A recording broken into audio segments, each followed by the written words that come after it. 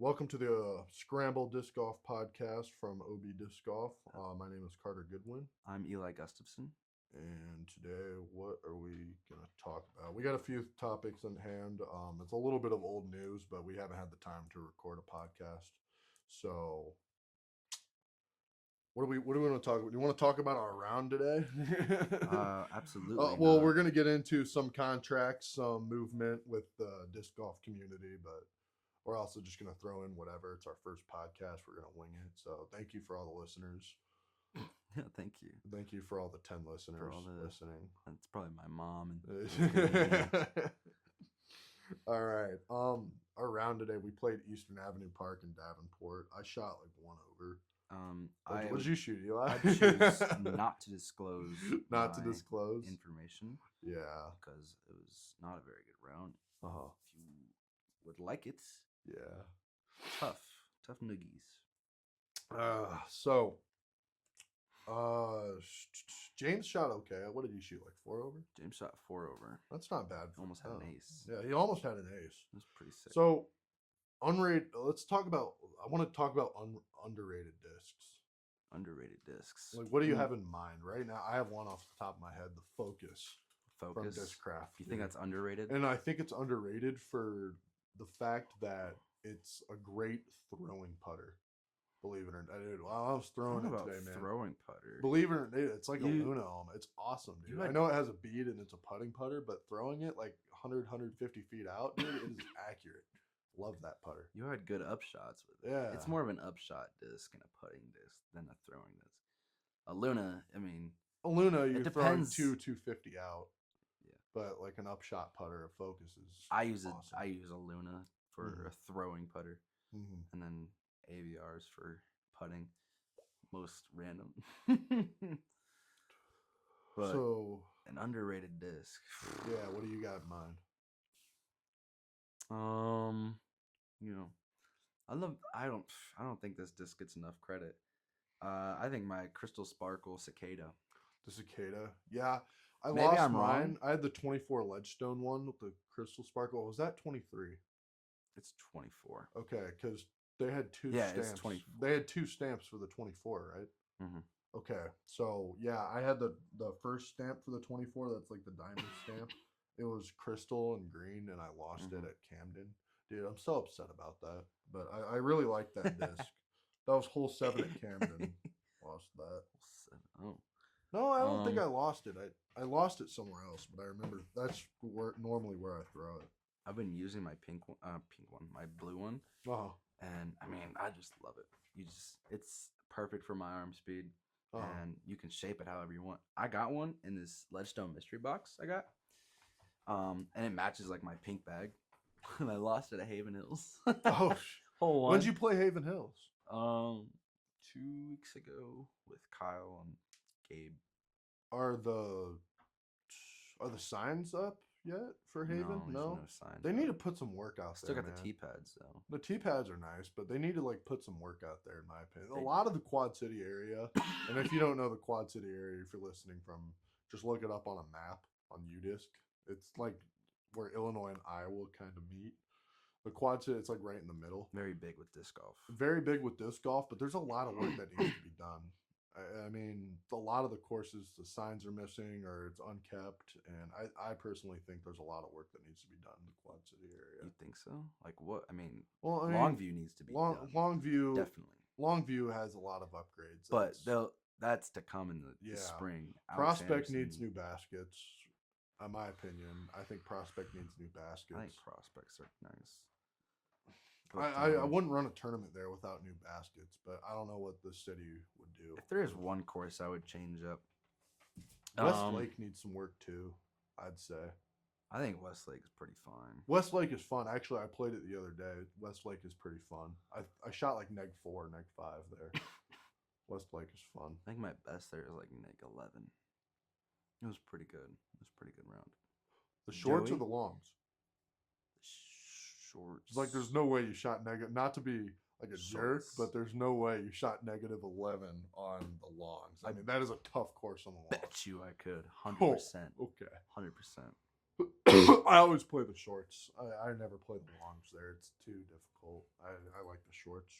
Joey aced it there. Oh, did he? Yeah. What hole? Hole 6. I aced hole 6. I know. I aced hole. Yeah. I actually have that on video. My girlfriend has to send me that again. But I do have that on video. We were gonna record it, but I mean, we didn't really figure it was in the middle of an ice storm.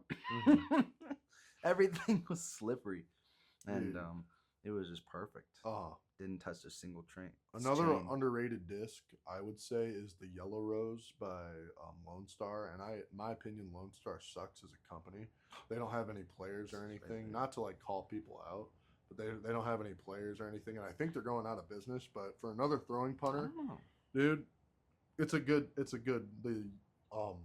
I like Lone Star's Yellow BB6. Rose. Yeah. Xavier, we went out to Galesburg and did that doubles league. Oh. And Xavier, he had one, and of course, he left because he was wearing shorts and a long sleeve. Oh, you and Xavier played again? Mm-mm. Oh, or was that when we played doubles? Yeah. Oh. He was freaking. Well, yeah, I know. I was shorts and long t-shirt and 15-degree weather because he was dressed for Tennessee. And yeah, he left early, so he just had me throw that BB6. It was nice. He just little hyzer flip and go straight. All right, let's talk about some season movement. I have a couple topics. Anthony Barilla.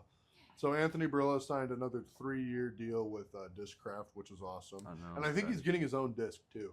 I think he's getting his own. It's like a cicada, but it's a little more overstable. He is. Yeah, there's a video about it on Instagram, and he threw it. I'm excited. I want to try it. How do you say that? Yulty World? I don't know. Yulty World. Yulty World posted a blog about it. I'll quote it. Anthony Barilla and Discraft have agreed to an endorsement contract renewal for 3 years through 2027. The news was announced in a YouTube video on Discraft's channel. After the best season of his career, Barilla was one of the top players with an expiring sponsorship contract at the end of 2024. Discraft was widely expected to retain him. Barilla won 4 Disc Golf Pro Tour events, which we know. The season finished in 8th in the Disc Golf Pro Tour standings.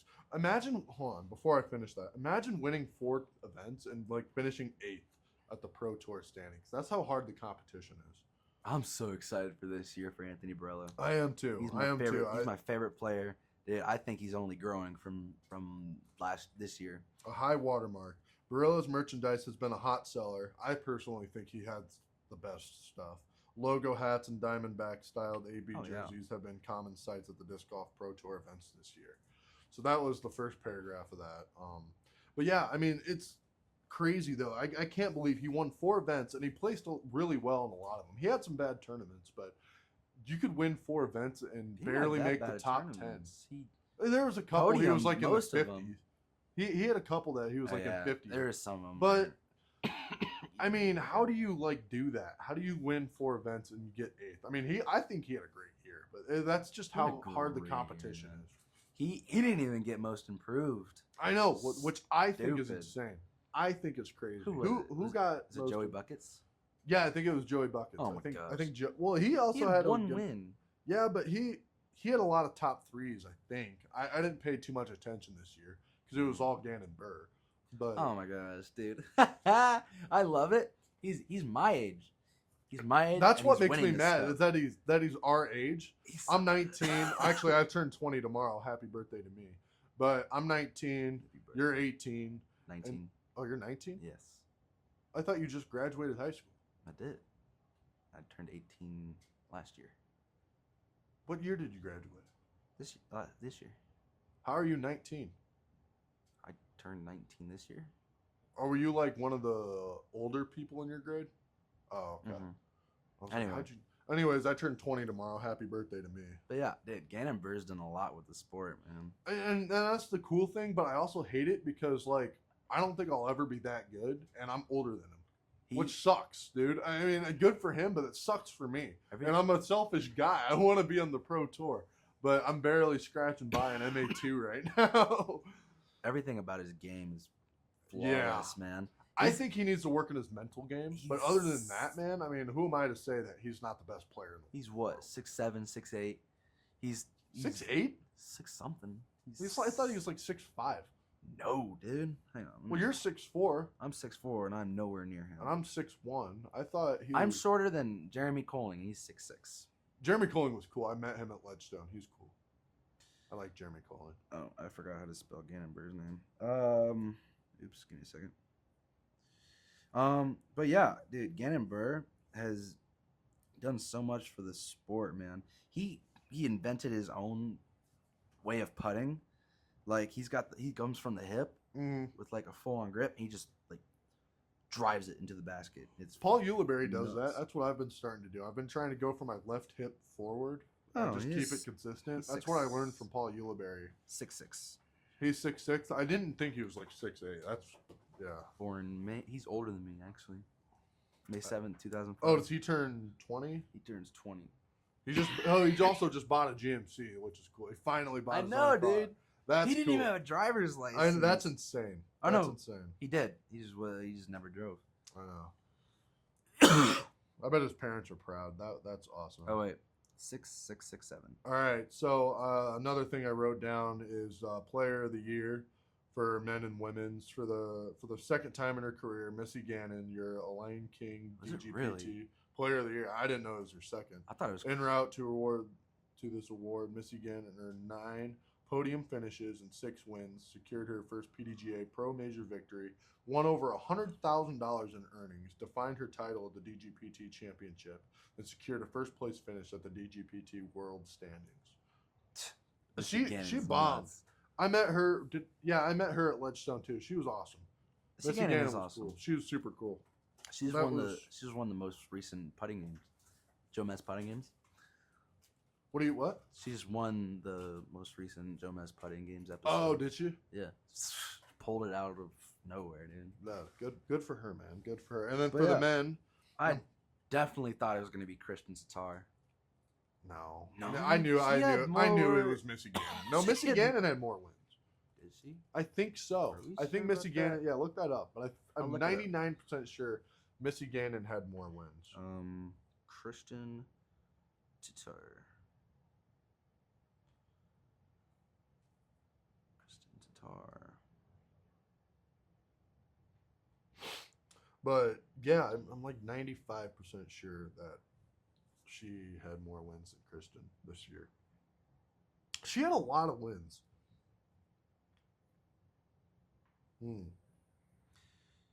After a record-setting season, this is about Gannonburg. Gannonburg cruised to a comfortable first-place finish at the 2024 Ken Klima Player of the Year race, with 9 total tour victories, including 2 PDGA majors and a stunning comeback performance at the DGPT Championship presented by Barbasol. Burr made his history by becoming a first player to surpass $200,000 in a single season's earnings. Burr also swept all 4 DGPT Plus events, the first player ever to accomplish this feat. I didn't know that. And the first number 1 in the DGPT World Standings. That is crazy. He won Ledgestone. He won, what was the other 3? Who? Plus. Gannon Burr. Gannon did not win Ledgestone. Gannon did win Ledgestone. No, he didn't. Yes, he look it up right now. Gannon Burr won Ledgestone. Oh. Who won Ledgestone? Joey Buckets. Joey Buckets won LWS. Am I? Gannon Burr won Ledgestone. Look it up right now. No, he didn't. Yes, he did. That's a DGPT Plus event, dude. And he won Ledgestone. He won all 4 of them. I'm not lying to you. Oh, But- yeah, he sure did, didn't he? Yeah. And so, yeah, I mean, I didn't know that was the first time anyone's won all the Plus events. I think it's crazy. And both of those paragraphs are from the Disc Golf Pro Tour website. Those are some of the blogs from there. But Can we say something here about tournament wins? I want to talk about worlds. Isaac Robinson, in my opinion, is the luckiest player on the planet. Oh, you have no idea. Dude, Those are his only wins. I mean, he's still a GOAT. I know. He's really good. He's one of the GOATs, in my opinion. I think he'll go in the Hall of Fame. This year, 2 worlds. I mean, come on. he got insanely lucky. Oh, speak of the Robinson brothers. I want to talk about where they're going, so just remind me of that after we talk about that. Dude, he got insanely lucky. If you watch the lead cards with Isaac, Dude, every single tree hit, you would land right in. You call it, you could call it skill, but hey, man, it's whatever. I like him. I like him. But dude, that made me so upset. I was just more upset Anthony Barella didn't win than anything. Oh, yeah. No. Speaking of the Robinson brothers, they've been doing a lot of teasing around, and I don't know where they're going. I don't know if Ezra Robinson's going to Discraft, which would be awesome. Oh wow. Because they're both leaving Prodigy. I think their contracts are expired. So I have no idea where Isaac's going. I could have him flipped, but I heard Ezra might be going to Discraft. No way. And that's just some skeptical, which is all. And Ezra's had a great season, by the way. Nobody talks about that enough. Ezra had a great season this year. His throw-ins are nuts. I know. But I think Ezra is going to Discraft. Isaac, I have no clue. I could see him going to Discmania. Isaac going to Discmania. I could see him going to Latitude. Oh, no. Latitude? Yeah. You think he would just go to Latitude? Mm-hmm. That's like the trilogy as a whole, or just Latitude? Probably the trilogy. Yeah, I would see him doing trilogy. The trilogy is kind of like, well, Prodigy is kind of like a ripoff of Latitude, and Prodigy also got a new CEO. I don't remember his name, but really? Prodigy just did get a new CEO. And apparently they did take responsibility for all the bad plastics that they've made, so they're gonna work on that. No, I mean serious. I mean they had a lot of bad molds, not molds, but they had a lot really bad quality control. Yeah. So they're gonna work on that. I'm happy to see Prodigy grow in that aspect, but they don't really have any players anymore. Gannonbur's gone. The Robinson brothers are gone. What are they gonna do? Is my question. But I think Ezra's going to Discraft. I love to see Ezra on Discraft. That's a big change. I mean, I think he'd adapt quick because Discraft is very versatile. They're like Innova in that respect. I think Discraft is a good brand to be backed by. Plus, that's where you get most of the money because all of your stuff sells. I mean, you got Ledgestone. All of your stuff sells at Ledgestone. You got D-Glow. All of your stuff sells at D-Glow. Not what I'm saying. I'm saying I think it'd be a big change from Prodigy. I mean, yeah, but he's at pro level. Right. But still. What do you think he would putt with? Oh, like, I don't know. What does he putt with now? Doesn't he putt with a PA3, or is that Isaac? Isaac putts with a PA3. Isaac putts with a PA3. Let's just say Ezra putts with a PA. No, he putts with a PA1. Ezra putts with a PA1. So what would he switch to? Like a Focus? Challenger. Or a Challenger? Challenger something. Whatever has a bead, he'd probably just... Wait, does PA1 have a bead? I don't throw Prodigy. I know the PA3 has a bead. I used to throw those for a while. But the PA1 doesn't have a bead? I don't know. I'm too lazy to look it up. Anyways, really thrown a Prodigy. So Ezra, I think, is moving to Discraft. You think so? Yeah. Isaac, I have no idea. I could see him going to Innova or Discmania. Probably Discmania because he's good buddies with Gannon and they're all a good friend group. But I think Discmania would be a harder switch than to going to Discraft, in my opinion. I think Discraft has a lot of great molds, and I just think you'll make more money at Discraft because look at Anthony Barella. I mean, he sells out, and he probably made the most. Like, a jokes aside, I think like per like unit sold for like discs and stuff and jerseys and hats, and I think Anthony Barella outdid everyone this year. Oh, probably. Oh, by far, dude. I mean, everyone you see on the course is wearing AB. Yeah, I mean, it is the best stuff, but like everywhere you see, it's AB. Brock Zagunskis alone. Oh yeah, my buddy Brock. Shout out to Brock. He's the GOAT, by the way. Love Brock. But he wears a lot of AB. Yeah, he wears AB. He buys the jerseys, the hats, the discs, and I respect him for it, dude. I mean, it's cool stuff. When I spend money on disc golf, I usually just get discs. I mean, it's very rare that you'll see me wearing like an AB jersey or like a Gannonburg jersey or something. I want a jersey. But I usually buy discs. But I mean, I think it's cool though. If anyone's wearing AB stuff, I think it's cool. But everybody's wearing it. That's how I think AB is like outselling everybody. So Discraft was smart to him and Macbeth. Yeah, Paul Macbeth. When they did that, Paul Macbeth and Anthony Barella Luna, the Big Z Luna, that was nice. Sold out. Yeah. Sold out. They had the Christmas now. ones. They had the Christmas ones. Those were pretty. I liked those. I really did. Dude.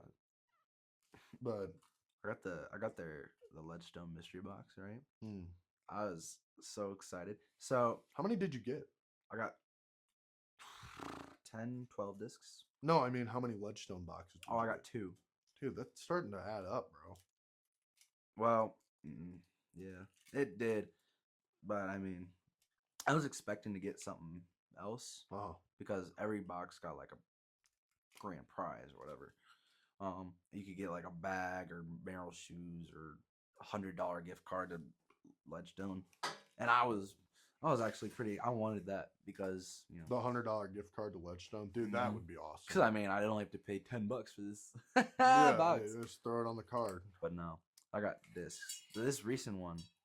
I mean, they're sold out now because they sell it fast. But dude, if you get one, it'd probably be worth it.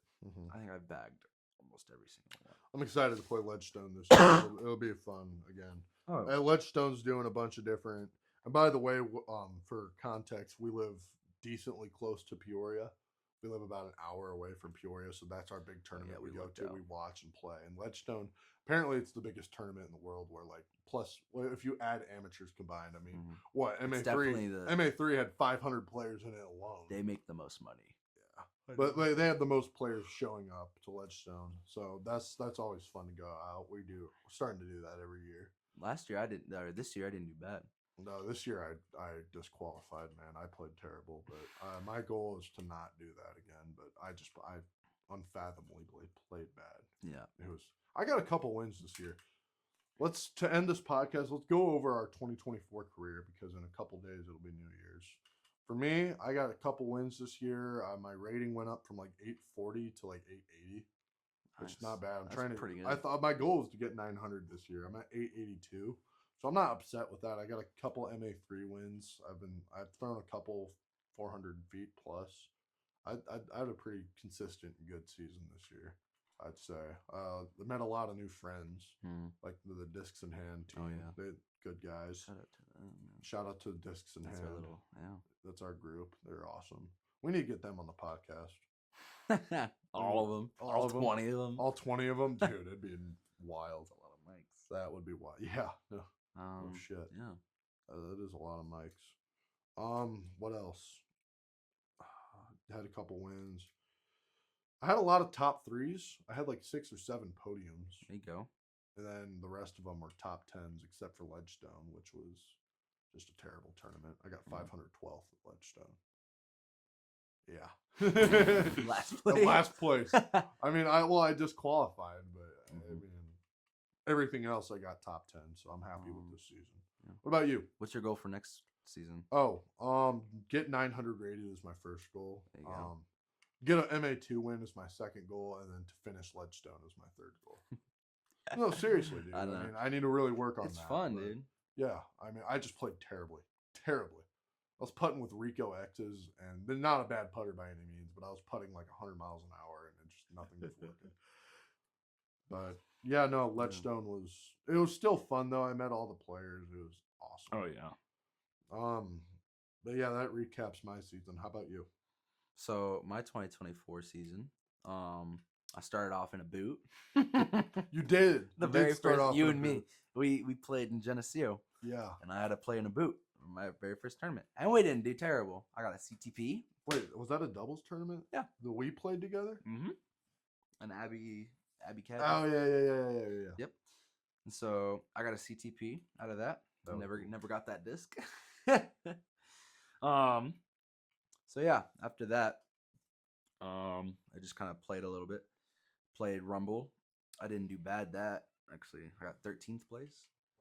Oh yeah, the Rumble. I got 9th, I think. That was cool. That's pretty cool. Then there was like 50. I got 9th. But I played bad at Haven. I shot like 1 over, but I played terrible at Haven. I shot like 9 over. I had a record score. It was windy. Camden, not at the Rumble, but it's Battle of the Camdens. I had a record score at like -5 for me, which I think awesome. I shot 10 over in total. Damn. At the Rumble? Yeah. What, did you play MA3 or MA2? MA2. Oh. Damn. Oh, I guess you played don't the feel like Longs at that's Haven. bad. Did you play the Longs at Haven?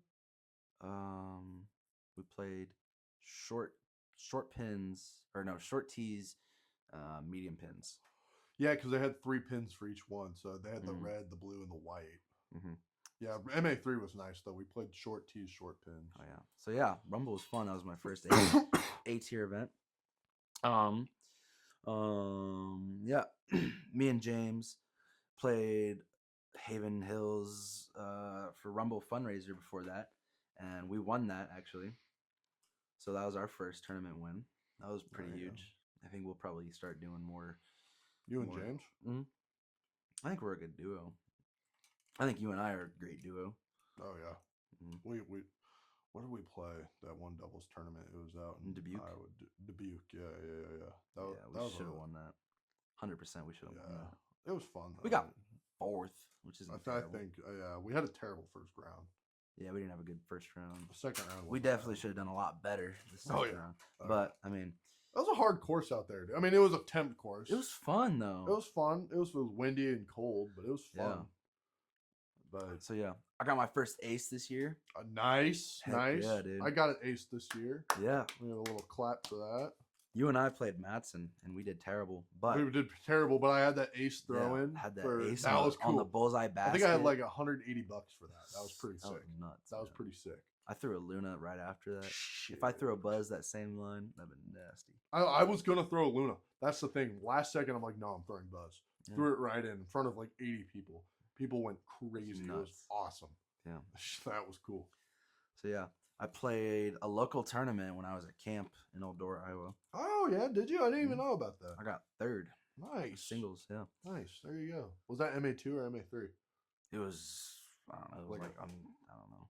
It was just kind of whoever played. Oh, okay. Okay. It wasn't sanctioned or anything. Mm-hmm. Okay. And then Ledgestone was fun.